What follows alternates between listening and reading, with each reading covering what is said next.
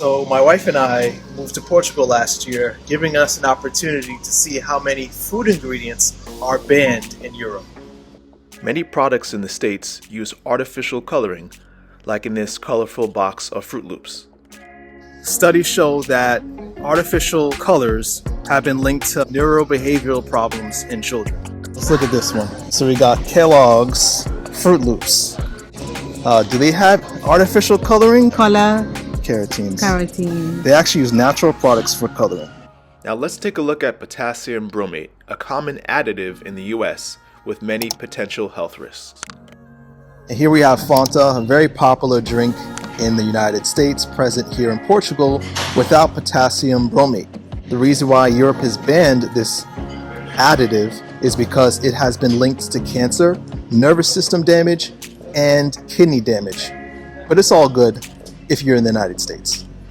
So we found out something interesting. A lot of the foods here in Europe don't have bioengineered ingredients in their ingredients list, but the same product has that in their box in the United States. Are they hiding stuff so that once the public finds out something is bad for them, then they could hide it under this convenient label?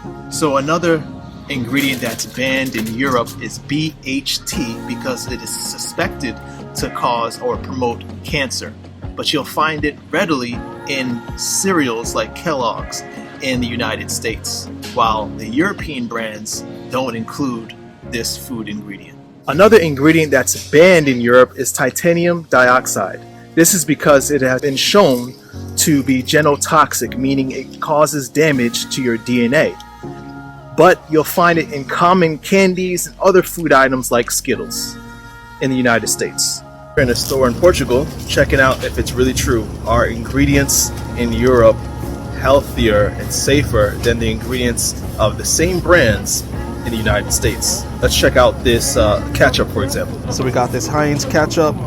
The brand in Europe uses sugar as a sweetener, while the brand in the US uses high fructose corn syrup, a cheaper and sweeter alternative.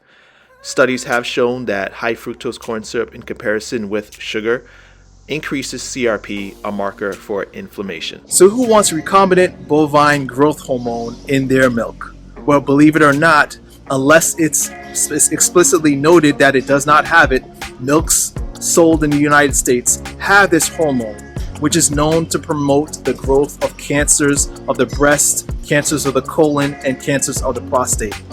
Interesting enough, in Europe, all these brands of milk will not have that ingredient because guess what? Again, it's banned. So the reality is, the reason why it's so hard to ban ingredients in the United States is because of the lobbying power of these food industries. They make it almost impossible for our government to protect us from harmful food ingredients. So it's up to us as the people to take the power in our hands that we have in our voting dollars when choosing to purchase healthy items from these stores.